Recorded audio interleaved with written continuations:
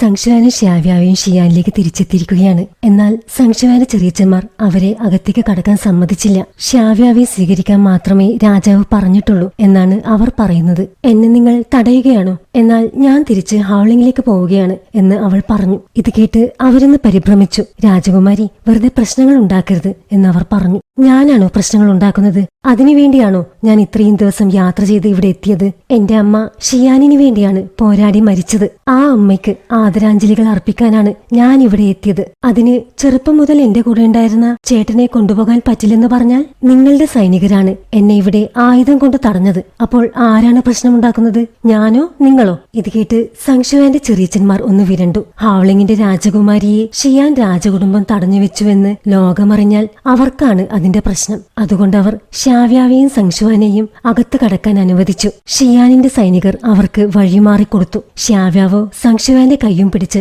കൊട്ടാരമുറ്റത്തേക്ക് കയറി. 300-ലധികം വർഷങ്ങൾ കഴിഞ്ഞാണ് അവർ ഈ കൊട്ടാരമുറ്റത്തേക്ക് തിരിച്ചെത്തുന്നത്. അവർ ഷിയാൻ രാജാവിന്റെ മുന്നിലെത്തി അദ്ദേഹത്തെ വണങ്ങി. എന്നിട്ട് ശ്യാവ്യാവ് നേരെ പോയി മുത്തശ്ശന്റെ അടുത്തിരുന്നു. രാജാവ് അത് പ്രതീക്ഷിച്ചിരുന്നില്ല. അദ്ദേഹം ചിരിച്ചുപോയി. നിന്നെ കണ്ടാൽ ഇപ്പോൾ നിന്റെ മുത്തശ്ശിയെ പോലുണ്ട് എന്ന് അദ്ദേഹം പറഞ്ഞു. മുത്തശ്ശിയുടെ ചെറുപ്പത്തിൽ എങ്ങനെയായിരുന്നു എന്ന് ഞാൻ കണ്ടിട്ടില്ല. എനിക്ക് ഓർമ്മയുള്ള മുത്തശ്ശി വയസ്സായി ചുക്കിച്ചുളിഞ്ഞാണ് ഇരുന്നത് എന്ന് ശ്യാവ്യാവ് പറഞ്ഞു. നിന്റെ മുത്തശ്ശി ചെറുപ്പത്തിൽ വളരെ സുന്ദരിയായിരുന്നു. ഈ ലോകത്ത് എത്ര പേർ അവളെ വിവാഹം കഴിക്കാൻ ആഗ്രഹിച്ചിരുന്നെന്നോ? പിന്നെ എനിക്ക് വിശ്വാസമില്ല എന്ന മട്ടിൽ ശ്യാവ്യാവ് ഇരുന്നു. നിന്റെ മുത്തശ്ശി തെറ്റായ ഒരാളെയാണ് വിവാഹം കഴിച്ചതെന്നാണോ നീ പറഞ്ഞു വരുന്നത് എന്ന് അവളുടെ മുഖഭാവം കണ്ട് ഷിയാൻ രാജാവ് ചോദിച്ചു. മുത്തശ്ശനോട് അവൾക്കുള്ള ദേഷ്യം തുറന്നു കാണിക്കുകയാണ് ശ്യാവ്യാവ്. എന്നാൽ അവളുടെ തുറന്ന പെരുമാറ്റം രാജാവിന് നന്നായി ഇഷ്ടപ്പെട്ടു. അത് കഴിഞ്ഞ് രാജാവ് കൊച്ചുമകന് നേരെ തിരിഞ്ഞു ചോദിച്ചു. നിനക്ക് ഹൗളിംഗിലെ ജീവിതം വളരെ ഇഷ്ടപ്പെട്ടു എന്നാണല്ലോ ഞാൻ കരുതിയത്. അതുകൊണ്ടല്ലേ നീ ഇത്രയും കാലം ഇവിടേക്ക് തിരിച്ചു വരാതിരുന്നത്? നീ ഇപ്പോഴെന്തിനാണ് ഇങ്ങോട്ട് വന്നത്?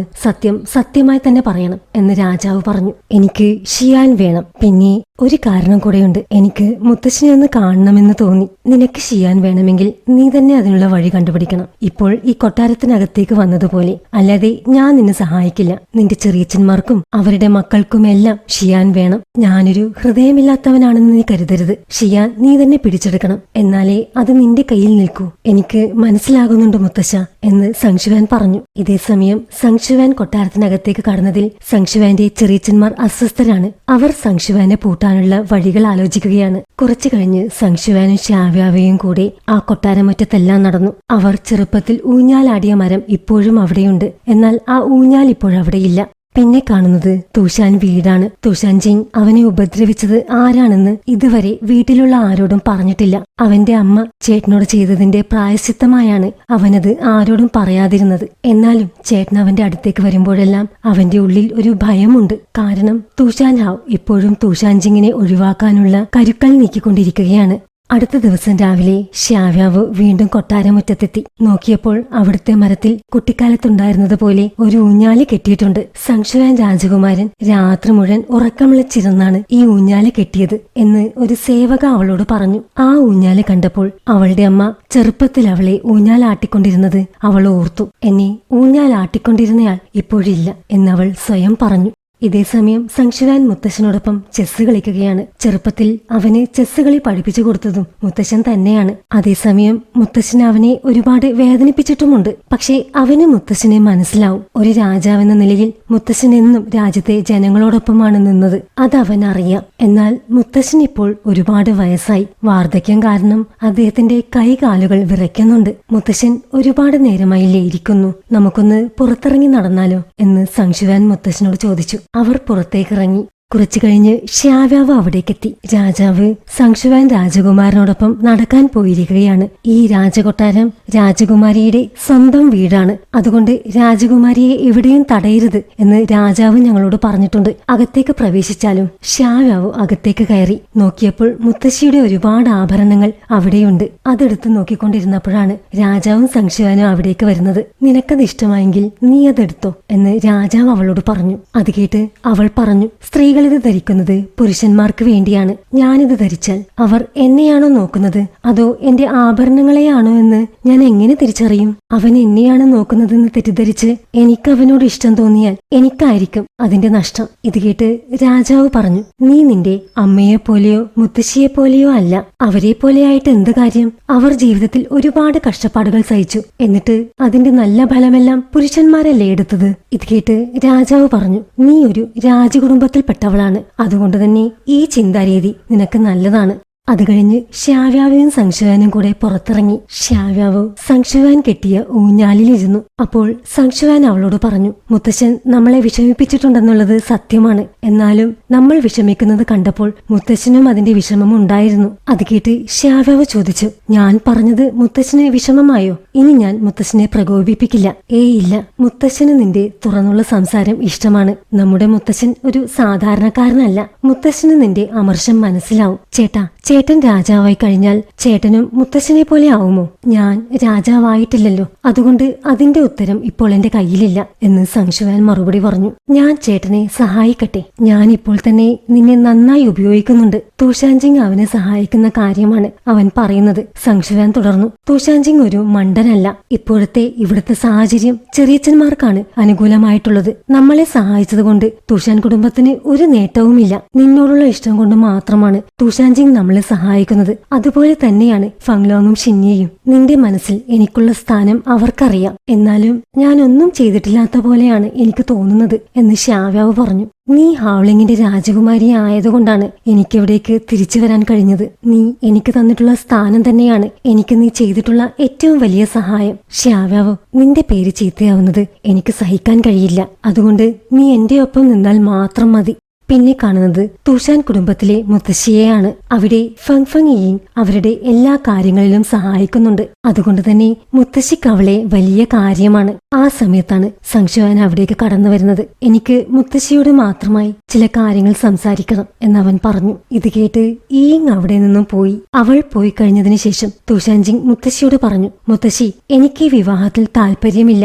ഇതിനു മുമ്പ് ഞാൻ അവളെ കണ്ടിട്ടുപോലുമില്ല. മുത്തശ്ശി സുഖമില്ലാതെ കിടപ്പിലായ സമയത്ത് ഈ വിവാഹം ഉറപ്പിച്ചത്. അവൾ മുത്തശ്ശിയെ ഒരുപാട് സേവിച്ചിട്ടുണ്ടെന്നും എനിക്കറിയാം. പക്ഷേ എനിക്ക് അവളോട് ആ തരത്തിലുള്ള ഒരിഷ്ടവുമില്ല. അവൾക്കും എന്നെ താല്പര്യമില്ല. ഇത് കേട്ട് തുഷാൻജിങ്ങിന്റെ മുത്തശ്ശി കോപം കൊണ്ട് വിറച്ചു. നീ എന്താണ് പറയുന്നത്? നിനക്ക് അവളെ ഇഷ്ടമല്ലായിരിക്കും, പക്ഷെ അവൾക്ക് നിന്നെ ഇഷ്ടമാണ്. നീ ഇവിടുന്ന് കാണാതായ ദിവസം വിവാഹ വസ്ത്രത്തിലാണ് ഇവിടേക്ക് വന്നത്. ഇനിയുള്ള കാലം ഈ കുടുംബത്തെ സേവിച്ച് ജീവിക്കും എന്നവൾ പ്രതിജ്ഞ ചെയ്തു. അവൾക്ക് ഈ കുടുംബത്തിൽ ആരും ഒരു പ്രത്യേക സ്ഥാനമൊന്നും കൊടുത്തിട്ടില്ല. എന്നിട്ടും എല്ലാ കാര്യത്തിലും അവൾ എന്നെ സഹായിക്കും. ഇപ്പോഴീ വിവാഹത്തിൽ നിന്ന് പിന്മാറിയാൽ മറ്റുള്ളവരെന്ത് പറയും? അവൾക്കും അത് ദോഷമല്ലേ? മുത്തശ്ശി, ഞാനൊരു സ്വാർത്ഥനാണെന്ന് എനിക്കറിയാം. ഇത് കാരണം കുടുംബത്തിന് എന്ത് പേരുദോഷമുണ്ടായാലും ഞാനത് ഏറ്റെടുത്തോളാം. തുഷാൻ കുടുംബത്തിന്റെ അവകാശി എന്ന സ്ഥാനത്തു നിന്നും ഞാൻ ഒഴിയാം. അതും കൂടി കേട്ടപ്പോൾ തുഷാൻജിങ്ങിന്റെ മുത്തശ്ശി ദേഷ്യം കൊണ്ട് ബോധരഹിതയായി. ഇതേസമയം തുഷാൻ ഹാവ് അവൾക്ക് കൊടുത്ത സമ്മാനവും നോക്കിയിരിക്കുകയാണ്. തുഷാൻ ഹാവ് അന്ന് കടലിൽ നിന്ന് കൊണ്ടുവന്ന രത്നം കൊണ്ടൊരു മാലയുണ്ടാക്കി കൊടുത്തിരിക്കുകയാണ് അവൾക്ക്. ഈ സമയത്ത് അവളുടെ സേവക അവിടേക്ക് ഓടി വന്നു. തുഷാൻജിങ്ങും അവന്റെ മുത്തശ്ശിയും തമ്മിലുള്ള സംഭാഷണത്തെക്കുറിച്ചെല്ലാം സേവക അവളോട് പറഞ്ഞു. കുറച്ചു ദിവസങ്ങൾ കഴിഞ്ഞു. തുഷാൻജിങ് ശ്യാവ്യാവയ്ക്ക് എന്നും പ്ലമ്മിന്റെ വൈൻ അയക്കാറുണ്ട്. അവൻ അവൾക്ക് വാക്ക് കൊടുത്തതല്ലേ. അന്നത്തെ ദിവസം ശ്യാവ്യാവയ്ക്ക് അയക്കാൻ വെച്ചിരുന്ന വൈൻ അവനെടുത്ത് തുറന്നു നോക്കി. പക്ഷേ അതിന്റെ കുപ്പികൾ അവൻ അടുക്കി വെച്ചിരിക്കുന്നത് പോലെയല്ല ഉള്ളത്. അത് കണ്ട് അവൻ എന്തോ ഒരു സംശയം തോന്നി. അവൻ ശ്യാവ്യാവയ്ക്ക് വൈൻ അയക്കുന്നത് നിർത്തി. കുറച്ചു ദിവസങ്ങൾ കഴിഞ്ഞു. ഒരു ദിവസം സംശുവാൻ ഷിയാൻ പട്ടണത്തിലേക്ക് പോവാനിറങ്ങി. കൂടെ ശ്യാവ്യാവയും ഉണ്ട്. അവൻ അവളെ കൊണ്ടുപോയത് ഒരു ക്യാബറെ നടക്കുന്ന സ്ഥലത്തേക്കാണ്. ശ്യാവ്യാവ് മുഖം മറച്ചാണ് ഇരിക്കുന്നത്. ചേട്ടനെന്നെ ഇങ്ങനെ പ്രത്യേകതയുള്ളൊരു സ്ഥലത്തേക്ക് കൊണ്ടുവരുമെന്ന് ഞാൻ കരുതിയില്ല എന്നവൾ പറഞ്ഞു. എനിക്ക് വളരെ പ്രത്യേകതയുള്ളൊരു സഹോദരിയാണുള്ളത്. അതുകൊണ്ടാണ് നിന്നെ ഞാൻ ഇങ്ങോട്ട് കൊണ്ടുവന്നത് എന്ന് സംശുവാനും പറഞ്ഞു. ആ സ്ഥലത്തെ ഒരു സേവകൻ സംശുവാനിയെയും ശ്യാവ്യാവയെയും മുകളിലെ നിലയിലേക്ക് കൊണ്ടുപോയി. സംശുവാൻ ശ്യാവ്യാവയോട് ഒരു സ്ഥലത്ത് കാത്തു നിൽക്കാൻ പറഞ്ഞു. നീ ഇവിടുത്തെ നൃത്തവും സംഗീതവും എല്ലാം ആസ്വദിക്ക്, ഞാൻ പെട്ടെന്ന് പോയി വരാം എന്ന് പറഞ്ഞ് അവൻ അവിടുത്തെ ഒരു മുറിയിലേക്ക് പോയി. ആ സമയത്ത് അവിടുത്തെ ഒരു പെൺകുട്ടി അവന്റെ മുറിക്കകത്തേക്ക് വന്നു. ജിങ്ഷുവാൻ എന്നാണ് അവളുടെ പേര്. ഷിയാനിനകത്ത് നടക്കുന്ന എല്ലാ കാര്യങ്ങളെക്കുറിച്ചും വിവരങ്ങൾ അവന് കൊടുക്കുന്നത് അവളാണ്. അവൾ അവനോട് പറഞ്ഞു, ഷിയാനിന്റെ രാജാവ് ഇപ്പോൾ വാർദ്ധക്യം മൂലം തീരെ അവശനാണ്. ഷിയാനിന്റെ ശക്തി മുഴുവൻ ഇപ്പോൾ അങ്ങയുടെ ചെറിയച്ചന്മാരുടെ കയ്യിലാണ്. അതുകൊണ്ട് തന്നെ ഇവിടുത്തെ പല പ്രമാണിമാർക്കും അവരോടാണ് കൂറ്. അങ്ങിവിടെ സുരക്ഷിതനല്ല. അങ്ങിവിടുന്ന് എത്രയും പെട്ടെന്ന് പോണം. ഷ്യാവ്യാവ് ഇപ്പോഴും സംശുവാന് വേണ്ടി പുറത്ത് കാത്തിരിക്കുകയാണ്. ആ സമയത്താണ് അവൾക്ക് മുഖപരിചയമുള്ള ഒരാൾ അവിടുത്തെ ഒരു പെണ്ണിന്റെ തോളിൽ കൈയിട്ട് അവിടേക്ക് വരുന്നത്. ഷാങ്ലുവിന്റെ അതേ മുഖം, പക്ഷേ പുതിയ രൂപവും പുതിയ ഭാവവും. അവൾ അവനെ പിന്തുടരാൻ ശ്രമിച്ചു. പക്ഷേ അപ്പോഴേക്കും സംശുവാൻ അവളുടെ അടുത്തെത്തി. നീ എങ്ങോട്ടാണ് പോകുന്നത് എന്നവൻ ചോദിച്ചു. അപ്പോഴേക്കും നേരത്തെ കണ്ടയാൾ അപ്രത്യക്ഷനായിരുന്നു. പിന്നെ കാണിക്കുന്നത് തുഷാൻജിങ്ങിനെയാണ്. അവൻ ഷിയാനിൽ കുറച്ച് ചാരന്മാരെ നിർത്തിയിട്ടുണ്ട്. ഷിയാനിൽ ഷ്യാവ്യാവയെ അപകടപ്പെടുത്താൻ ചിലർ ശ്രമിക്കുന്നുണ്ട് എന്ന് ആ ചാരന്മാർ തുഷാൻജിങ്ങിന് വിവരം കൊടുത്തിരിക്കുകയാണ്. ഷ്യാവ്യാവയെ സംരക്ഷിക്കണം. അതിനായി തുഷാൻജിങ് ഇറങ്ങി. ഷിയാനിലേക്കല്ല, മറിച്ച് ഷിയിൽ ചിഷ്വേ ഫങ്ലോങ്ങിനടുത്തേക്ക്. അവൻ കുതിരവണ്ടിയിൽ കയറാൻ തുടങ്ങിയ സമയത്ത് ഈങ് അവന് യാത്രയിൽ കഴിക്കാനുള്ള ഭക്ഷണവുമായി വന്നു. അവനു വേണ്ടി ഭക്ഷണമുണ്ടാക്കി അവളുടെ കൈ പൊള്ളിയിരിക്കുകയാണെന്ന് ആ സമയത്ത് ഈങ്ങിന്റെ സേവക തുഷാൻജിങ്ങിനോട് പറഞ്ഞു. തുഷാൻജിങ്ങിന് ഇതൊന്നും ഇഷ്ടപ്പെടുന്നില്ല. പക്ഷേ അവന്റെ മുത്തശ്ശി അവനോട് പറഞ്ഞിരിക്കുന്നത് ഈങ്ങിനെ ഒരു സഹോദരിയായിട്ടെങ്കിലും കാണണമെന്നാണ്. തക്ക സമയം വരുമ്പോൾ ഈ വിവാഹത്തിൽ നിന്നും ഒഴിയാം, ഇല്ലെങ്കിൽ അവനൊരു പരിഹാസ കഥാപാത്രമാവും. മുത്തശ്ശിയുടെ വാക്കുകളോർത്ത് തുഷാൻജിങ് ആ ഭക്ഷണം വാങ്ങി. അങ്ങനെ തുഷാൻജിങ് ജിയിൽ ഫങ്ലോങ്ങിന്റെ വീട്ടിലെത്തി. ഇനി അങ്ങോട്ട് സംശുവാനോടൊപ്പം നിൽക്കണമെന്ന് പറയാനാണ് അവൻ ചിഷ്വേ ഫങ്ലോങ്ങിനടുത്ത് വന്നത്. തുഷാൻജിങ് പറഞ്ഞു, എത്രയോ വർഷങ്ങളായി ഷിയാനിന്റെ രാജകാര്യങ്ങൾ നോക്കുന്നത് ഷിയാൻ യുയാങ്ങും ഷിയാൻ ദേയാനുമാണ്. സംശുവാൻ അത്രയും ശക്തിയില്ല. അവൻ ഇതുവരെ ഒരു നല്ല അടിത്തറ ഉണ്ടാക്കിയിട്ടില്ല. എന്നാൽ നമ്മൾ ഇപ്പോൾ അവന്റെ കൂടെ നിന്നാൽ ഭാവിയിൽ അത് നമുക്ക് ഗുണം ചെയ്യും. അതിന് യാതൊരു ഉറപ്പുമില്ലല്ലോ എന്ന് ചിഷേ ഫങ്ലോങ് പറഞ്ഞു. തുഷാൻജിങ് എന്തുകൊണ്ടാണ് ഇങ്ങനെയൊരു സ്റ്റാൻഡ് എടുക്കുന്നതെന്ന് അവൻ എത്ര ആലോചിച്ചിട്ടും മനസ്സിലാവുന്നില്ല. ഫങ്ലോങ്, ഇത് നിനക്ക് ഒരവസരമാണ്. നിനക്ക് നിന്റെ കാരണവന്മാരുടെ സംരക്ഷണത്തിൽ തുടരുന്ന ഒരാളായി കഴിഞ്ഞാൽ മതിയോ? തുഷാൻജിങ് ആ പറഞ്ഞതിൽ ഒരു കാര്യമുണ്ടെന്ന് ഫങ്ലോങ്ങിന് തോന്നി.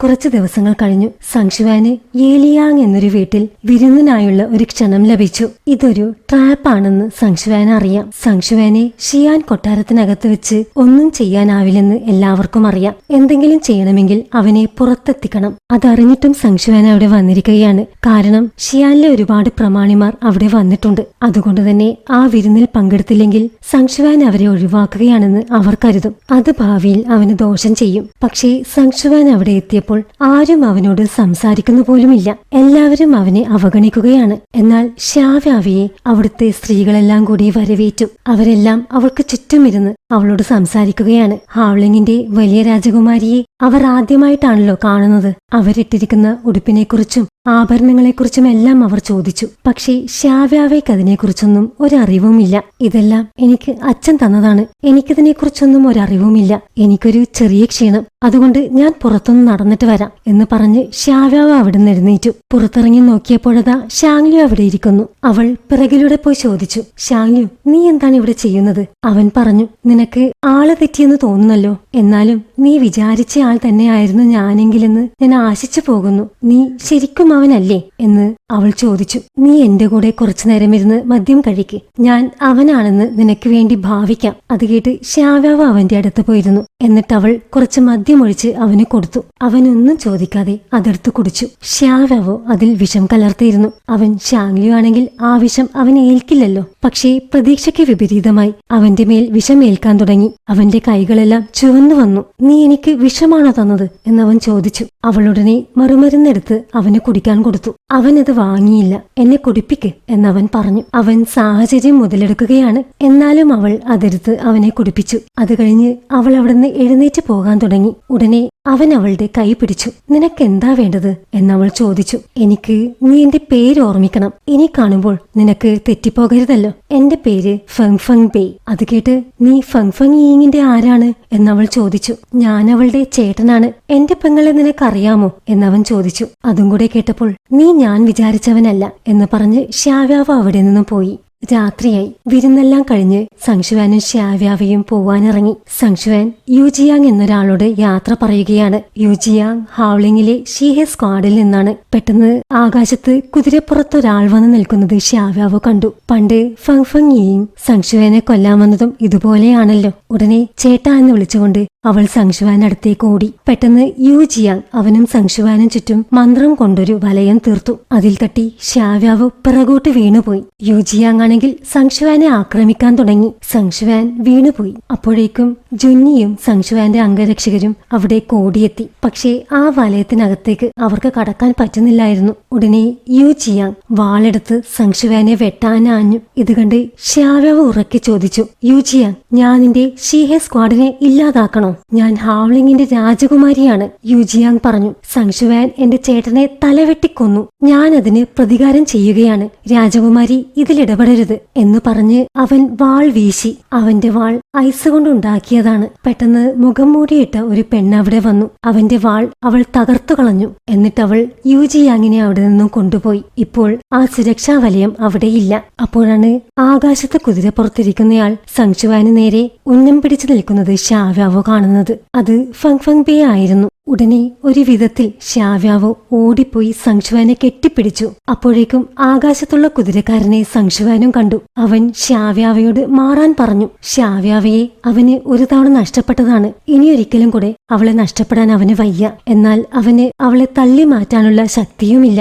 ശ്യാവ്യാവ് ആണെങ്കിൽ അവനെ കൂടുതൽ മുറുകെ പിടിക്കുകയാണ്. ഞാൻ ഹൗളിങ്ങിന്റെ രാജകുമാരിയാണ്, അവരെന്നെ കൊല്ലില്ല എന്നവൾ പറഞ്ഞു. ശ്യാവ്യാവ് അവനും സംശുവാനും ഇടയിൽ നിൽക്കുന്നത് കണ്ട് ഫങ് ഫങ് ബേ അവന്റെ അമ്പുകൾ താഴ്ത്തി. സംശുവാനെ കൊല്ലാനായി ശ്യാവ്യാവയെ കൊല്ലാൻ അവൻ ഒരുക്കമല്ലായിരുന്നു. അവൻ അവിടെ നിന്നും തിരിച്ചുപോയി. അപ്പോഴേക്കും സംശുവാന്റെ അംഗരക്ഷകരെല്ലാം അവിടേക്ക് ഓടിയെത്തി. സംശുവാൻ ശ്യാവ്യാവയുടെ മുഖത്ത് കൈ ചേർത്ത് പിടിച്ചുകൊണ്ട് പറഞ്ഞു, ശ്യാവ്യാവോ, ഇനി ഒരിക്കലും നീ ഇങ്ങനെ ചെയ്യരുത്. എന്നിട്ട് അവളുടെ നെറ്റിയിൽ അവൻ നെറ്റി ചേർത്ത് പിടിച്ചു. രണ്ടുപേരും കരയുകയാണ്. ഈ സമയത്ത് യൂജിയാങ്ങിനെയും കൊണ്ട് മുഖം മറച്ച ആ പെണ്ണ് ദൂരെയിടത്തെത്തി. ആ പെൺകുട്ടിയുടെ പേര് ചിഷ്വേ ഷിയാൻ എന്നാണ്. യൂജിയാങ്ങിന്റെ യഥാർത്ഥ പേര് ഷ്വാൻമിങ് എന്നാണ്. അവന്റെ ചേട്ടന്റെ പേര് ഷ്വാൻതിങ് എന്നായിരുന്നു. വളരെ ദുഷ്ടനായ ഒരാളായാണ് ലോകത്തുള്ള എല്ലാവരും അവനെ അറിഞ്ഞിരുന്നത്. എന്റെ ചേട്ടൻ അങ്ങനെയൊന്നുമല്ല, വളരെ നല്ലവനായിരുന്നു. എന്റെ ചേട്ടന്റെ മരണത്തിന് പ്രതികാരം ചെയ്യാൻ എനിക്കൊരവസരം കിട്ടിയതാണ്. പക്ഷേ നീ എന്നെ തടഞ്ഞു എന്നവൻ ചിഷ്വേ ഷിയാനോട് പറഞ്ഞു. അവൾ പറഞ്ഞു, നീ ഇങ്ങനെ പ്രവർത്തിക്കാൻ തുടങ്ങിയാൽ അത് നിന്റെ നാശത്തിലേ അവസാനിക്കൂ. പറ്റുമെങ്കിൽ നീ എന്നെ തോൽപ്പിക്ക്. എന്നെ തോൽപ്പിക്കാൻ പറ്റിയില്ലെങ്കിൽ നീ പ്രതികാരം ചെയ്യുന്നത് ഞാൻ തടയും എന്ന് പറഞ്ഞ് അവൾ അവിടെ നിന്ന് പോയി. യഥാർത്ഥത്തിൽ ചിഷ്വേ ഷിയാനെ അയച്ചത് ചിഷ്വേ ഫങ്ലോങ് ആണ്. തുഷാൻജിങ്ങിന്റെ നിർദ്ദേശപ്രകാരം സംശുവാനെ സംരക്ഷിക്കാനാണ് അവൻ അവളെ അയച്ചത്. ചിഷ്വേ ഷിയാൻ അവരോട് പറഞ്ഞു, രാജകുമാരൻ സംശുവാനും ഹൗളിങ്ങിന്റെ വലിയ രാജകുമാരിയും സുരക്ഷിതരാണ്. പക്ഷേ അത് ഞാൻ അവരെ സംരക്ഷിച്ചതുകൊണ്ടല്ല. ആ കൊലയാളിക്ക് ഹൗളിംഗ് രാജകുമാരിയെ കൊല്ലാൻ താല്പര്യമില്ലായിരുന്നു. അതുകൊണ്ട് മാത്രമാണ് അവർ രക്ഷപ്പെട്ടത്. അതും പറഞ്ഞ് ചിഷ്വേ ഷിയാൻ അവിടെ നിന്ന് പോയി. അവൾ പോയി കഴിഞ്ഞപ്പോൾ ചിഷ്വേ ഫങ്ലോങ് പറഞ്ഞു, സംശുവാന് ശക്തി തീരെ കുറവാണ്. അവന്റെ ചെറിയച്ചന്മാരോട് എതിർത്ത് നിൽക്കാൻ അവന് കഴിയുമെന്ന് എനിക്ക് തോന്നുന്നില്ല. എനിക്കിത്രയേ ചെയ്യാൻ കഴിയൂ. ചിഷ്വേ കുടുംബത്തെ ഇതിൽ കൂടുതൽ ഇതിലിടപെടുത്താൻ എനിക്ക് കഴിയില്ല എന്നവൻ പറഞ്ഞു. അത് കേട്ട് തുഷാൻജിങ് പറഞ്ഞു, ഷിയാൻ പട്ടണത്തിനകത്താണ് സംശുവാൻ അശക്തനായിട്ടുള്ളത്. അങ്ങനെയാണെങ്കിൽ ഷിയാൻ പട്ടണം വിട്ടാൽ അവന് കൂടുതൽ ശക്തനാവാൻ കഴിയും. അതെങ്ങനെ എന്ന് ചിഷ്വേ ഫങ്ലോങ് ചോദിച്ചു. ഈ സമയം വിശ്രമിക്കുകയായിരുന്ന സംശുവാന്റെ അടുത്തേക്ക് ഷിയാൻ രാജാവെത്തി. പണ്ട് അദ്ദേഹത്തിന്റെ ഭാര്യയ്ക്ക് വേണ്ടി അദ്ദേഹം നിയമിച്ച കുറച്ച് അംഗരക്ഷകരുണ്ട്. അവരിനി സംശുവാന്റെ അംഗരക്ഷകരായി പ്രവർത്തിക്കും എന്ന് പറയാനാണ് ഷിയാൻ രാജാവ് അവിടേക്ക് വന്നത്. അങ്ങനെ കുറച്ചു ദിവസങ്ങൾ കഴിഞ്ഞു. സംശുവാന്റെ മുറിവുകളെല്ലാം ഭേദപ്പെട്ടു. അത് കഴിഞ്ഞ് സംശുവാനും ശ്യാവ്യാവയും സംശുവാന്റെ മാതാപിതാക്കളുടെയും ശ്യാവ്യാവയുടെ അമ്മയുടെയും ശവകുടീരത്തിലെത്തി. അവർ അവർക്ക് ആദരാഞ്ജലികൾ അർപ്പിച്ചു. അത് കഴിഞ്ഞ് അവൻ ശ്യാവ്യാവോട് ചോദിച്ചു, ശ്യാവ്യാവോ, ഞാൻ നിന്നെ തിരിച്ച് ഹൗളിങ്ങിൽ കൊണ്ടുചെന്നാക്കട്ടെ. അന്ന് ചെയ്തതുപോലെ ഇനി നീ എന്നെ സംരക്ഷിക്കാൻ ശ്രമിക്കരുത്. അന്ന് ചിഷ്വേ ഷിയാൻ വന്നില്ലായിരുന്നെങ്കിലും ഞാൻ രക്ഷപ്പെടുമായിരുന്നു. എന്നാൽ ഫങ് ഫങ് ബേ അവിടെ വരുമെന്ന് ഞാൻ പ്രതീക്ഷിച്ചില്ല. അവിടെ മാത്രമാണ് എനിക്ക് തെറ്റിയത്. ഇനി ഞാൻ ശ്രദ്ധിച്ചോളാം. എനിക്ക് പ്രിയപ്പെട്ടവരെ ഒരുപാട് പേരെ നഷ്ടപ്പെട്ടു. ഇനി നീയും കൂടി നഷ്ടപ്പെടുന്നത് എനിക്ക് സഹിക്കാനാവില്ല എന്നവൻ പറഞ്ഞു. അത് കേട്ട് ശ്യാവ്യാവ് പറഞ്ഞു, എനിക്കും പ്രിയപ്പെട്ടവരെ ഒരുപാട് പേരെ നഷ്ടപ്പെട്ടു. ഇനി ചേട്ടനും കൂടി നഷ്ടപ്പെടുന്നത് എനിക്കും സഹിക്കാനാവില്ല. ഇതേസമയം സങ്ഷുവാന്റെ ചെറിയച്ഛന്മാർ നല്ല ദേഷ്യത്തിലാണ്. അവരുടെ പദ്ധതികളെല്ലാം പൊളിയുകയാണ്. സങ്ഷുവാന്റെ വധശ്രമത്തിന് പിന്നിൽ യഥാർത്ഥത്തിൽ അവരായിരുന്നു. എന്നാൽ ഷാവ്യാവോ കാരണം അവർക്ക് സങ്ഷുവാനെ വധിക്കാൻ കഴിഞ്ഞില്ല. അതുമാത്രമല്ല, ഷിയാൻ രാജാവ് ഇപ്പോൾ സങ്ഷുവാന് ചില പ്രത്യേക സ്ഥാനങ്ങൾ കൊടുത്തിരിക്കുകയാണ്. പിന്നെ കാണിക്കുന്നത് ഷിയാൻ കൊട്ടാരത്തിനകത്ത് സങ്ഷുവാന്റെ വീടാണ്. ഷിയാൻ രാജാവ് അവന് കൊടുത്തതാണത്. ഷ്യാവ്യാവയും സങ്ഷുവാനോടൊപ്പം ആ വീട്ടിലേക്ക് മാറി. അവിടെ അവൾ ഒരു മരുന്നുശാലയും ഉണ്ടാക്കി. കുറച്ച് ദിവസങ്ങൾ കഴിഞ്ഞു. ഒരു ദിവസം ഷ്യാവ്യാവോ അവൾ ഉണ്ടാക്കിയ കുറച്ച് വിഷങ്ങളുമായി ഷിയാൻ പട്ടണത്തിലെത്തി. തൂഷാൻ കുടുംബത്തിനാണ് ആ രാജ്യത്തെ കൊറിയർ സർവീസ് നെറ്റ്വർക്ക് ഉള്ളത്. അവൾ ഉണ്ടാക്കിയ വിഷമെല്ലാം അതുവഴി അവൾ ആർക്കോ അയച്ചു. അതെല്ലാം തീർത്ത് ഷ്യാവ്യാവോ തിരിച്ചു പോകാനൊരുങ്ങി. നോക്കിയപ്പോൾ ഫങ് ഫങ് ബേ അവളെ തന്നെ നോക്കിക്കൊണ്ട് അവിടെ നിൽക്കുന്നുണ്ട്. അവൻ അവളുടെ അടുത്ത് വന്ന് എന്നെ ഓർമ്മയുണ്ടോ എന്ന് ചോദിച്ചു. നിന്റെ അമ്പിൽ നിന്നും ഞാൻ രക്ഷപ്പെട്ടതല്ലേ, അങ്ങനെ മറക്കാൻ പറ്റുമോ എന്ന് അവളും ചോദിച്ചു. ഏയ്, നിന്റെ നേർക്ക് ഞാൻ ഒരിക്കലും അമ്പയക്കില്ല. നീ തെറ്റിദ്ധരിച്ചിരിക്കുകയാണ്. പിന്നെ നീ എന്തിനാണിപ്പോൾ എന്റെ പിറകെ വരുന്നത് എന്നവൾ ചോദിച്ചു. ഞാനൊരു സുന്ദരിയായ പെൺകുട്ടിയെ കണ്ടു. അവളെ കണ്ടപ്പോൾ തന്നെ എനിക്ക് ഇഷ്ടമായി. ഇതൊക്കെ ഞാൻ വിശ്വസിക്കുമെന്ന് നീ കരുതുന്നുണ്ടോ? ശരി, എന്റെ അമ്പെയ്ത്ത് നിനക്ക് കാണണോ എന്നവൻ അവളോട് ചോദിച്ചു. അവൻ എങ്ങനെയെങ്കിലും അവളുടെ കൂടെ കുറച്ച് സമയം ചെലവഴിക്കാൻ നോക്കുകയാണ്. നിന്റെ കുടുംബത്തിലുള്ളവർക്ക് അമ്പെയ്ത്തിൽ നല്ല പ്രാവീണ്യമുണ്ടെന്ന് ഞാൻ കേട്ടിട്ടുണ്ട്. അത് കേട്ട് അവർക്കാർക്കും എന്റെ അത്രയൊന്നും കഴിവില്ല എന്ന് അവൻ പറഞ്ഞു. അങ്ങനെയാണെങ്കിൽ എനിക്ക് നിന്റെ അമ്പെയ്ത്ത് കാണണം എന്നവൾ പറഞ്ഞു. അവൻ അവളെയും കൊണ്ട് ഒരു മലമുകളിലേക്ക് പോയി. എന്നിട്ടവൻ ഉന്നം പിടിച്ചു. പക്ഷെ അവന് മുന്നിൽ ഒന്നുമില്ലായിരുന്നു. നീ അപ്പുറത്തെ മലയിൽ കാണുന്ന ആ മരത്തെയാണോ ഉന്നം പിടിക്കുന്നത് എന്ന് ഷ്യാവ്യാവ് ചോദിച്ചു. അവനൊന്നും പറയാതെ അമ്പയച്ചു. അവൻ അയച്ച അമ്പ് ആ മരത്തിലൊന്ന് തൊട്ടതുപോലുമില്ല. ഇവൻ വെറുതെ തള്ളിയതാണ് എന്ന് അവൾക്ക് തോന്നി. അപ്പോഴേക്കും ആ അമ്പ് തിരിച്ചു വന്നു. അതിന്റെ അറ്റത്ത് ഒരു പൂവുമുണ്ടായിരുന്നു. ഈ പൂവ് എനിക്ക് നിന്നോടുള്ള സ്നേഹത്തിന്റെ ഒരടയാളമാണ് എന്ന് ഫെങ് ഫെങ് ബേ അവളോട് പറഞ്ഞു. ഷ്യാവ്യാവോ ആണെങ്കിൽ അത്ഭുതം കൊണ്ട് കണ്ണു തള്ളിയിരിക്കുകയാണ്. അന്ന് ഫെങ് ഫെങ് ബേ ശരിക്കും അവരെ വധിക്കാൻ ശ്രമിച്ചിരുന്നെങ്കിൽ അവരിപ്പോൾ ജീവനോടെ ഉണ്ടാകുമായിരുന്നില്ല എന്ന് അവൾ തിരിച്ചറിഞ്ഞു. നീ പുറത്തുള്ളവരെ ആരെങ്കിലും പഠിപ്പിക്കുമോ എന്നവൾ ചോദിച്ചു. അമ്പെയ്ത്ത് ആർക്ക് വേണമെങ്കിലും നിന്നെ പഠിപ്പിക്കാം. പക്ഷേ നിനക്ക് കിട്ടാവുന്നതിൽ വെച്ച് ഏറ്റവും നല്ല ഗുരു ഞാനാണ് എന്ന് അവൻ പറഞ്ഞു. അങ്ങനെ ഷ്യാവ്യാവോ ഫെങ് ഫെങ് ബേയിന്റെ കീഴിൽ അമ്പെയ്ത്ത് പരിശീലിക്കാൻ തുടങ്ങി. ഫെങ് ഫെങ് ബേ അവളുടെ കൈ പിടിച്ച് അമ്പെയ്യാൻ സഹായിച്ചു. ആ അമ്പുകളെല്ലാം കൃത്യമായ ലക്ഷ്യസ്ഥാനത്ത് കൊണ്ടു. എന്നാൽ അവൻ കൈവിടുമ്പോൾ അത് മറ്റെവിടേക്കെങ്കിലും ആയിരിക്കും ചെന്നു കൊള്ളുക. അവൾ വീണ്ടും വീണ്ടും അമ്പുകൾ അയച്ചു നോക്കി. അവസാനം അവൻ പറഞ്ഞു, നീ ഇങ്ങനെ ചെയ്തുകൊണ്ടിരുന്നാൽ തളർന്നു പോവും. ഇന്നത്തേക്ക് നമുക്ക് നിർത്താം. നീ ഒരു ഗുരുവായിരുന്നെങ്കിൽ നിന്റെ ശിഷ്യന്മാർക്ക് നിന്നെ വളരെ ഇഷ്ടമാവുമായിരുന്നു. അപ്പോ നിനക്കെന്റെ കീഴിൽ അമ്പെയ്ത്ത് പഠിക്കാൻ ആഗ്രഹമുണ്ടോ? ഇതൊരു ട്രാപ്പ് ആയിരിക്കും എന്നവൾക്കറിയാം. എന്നാലും അവൾ ഉണ്ടെന്ന് പറഞ്ഞു. ഞാൻ നിന്നെ പഠിപ്പിക്കാം. പക്ഷേ അതിനു പകരം നീ എനിക്കൊരു കാര്യം ചെയ്യണം. എനിക്കെപ്പോഴും സമയം പോകുന്നില്ല. അതിന് നീ എന്നെ സഹായിക്കണം. അതെങ്ങനെ എന്നവൾ ചോദിച്ചു. ഉദാഹരണമായി പറയുകയാണെങ്കിൽ, ഞാൻ ഇന്ന് നിന്നെ അമ്പെയ്ത്ത് പഠിപ്പിച്ചു. അതിനു പകരമായി നീ എന്റെ കൂടെ വന്ന് ഭക്ഷണം കഴിക്കുന്നോ? ശരി എന്നവൾ പറഞ്ഞു. അവർ രണ്ടുപേരും കൂടെ അവിടുത്തെ ഒരു ഭക്ഷണശാലയിലെത്തി. അവരെ കണ്ടതും അവിടെ ഭക്ഷണം വിളമ്പുന്നവൾ ഫെങ് ഫെങ് ബേയോട് പറഞ്ഞു, ഇവൾ നീ മുമ്പ് കൊണ്ടുവന്നിട്ടുള്ള എല്ലാ പെൺകുട്ടികളെക്കാളും സുന്ദരിയാണല്ലോ എന്ന് പറഞ്ഞ് ഭക്ഷണമെടുക്കാനായി അവൾ അവിടെ നിന്നും പോയി. നീ ഈ ഷിയാനിലെ എല്ലാ പെൺകുട്ടികളെയും ഇവിടെ ഭക്ഷണം കഴിക്കാൻ കൊണ്ടുവന്നിട്ടുണ്ടോ എന്ന് ഷ്യാവ്യാവോ അവനോട് ചോദിച്ചു. അപ്പോഴേക്കും അവരുടെ ഭക്ഷണമെത്തി. ഫെങ് ഫെങ് ബേ അവൾക്ക് ഭക്ഷണം എടുത്തു കൊടുക്കാൻ തുടങ്ങി. അത് കണ്ട് ഷ്യാവ്യാവോ പറഞ്ഞു, എനിക്കിപ്പോൾ ഉറപ്പായി നീ അവനല്ല.